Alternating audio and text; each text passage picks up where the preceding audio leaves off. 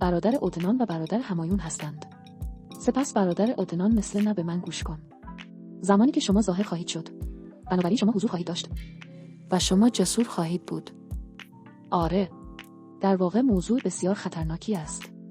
بسیار. دل شکستن در آن صورت. چرا؟ در واقع جالب است، منظورم این است که تاکی زنان سیلی خواهند خورد. من خیلی خوشحال شدم وقتی مردی سیلی خورد. در درام. میدونید چقدر خوشحال شدم. حداقل زنان تغییر کرده است. این چرخه.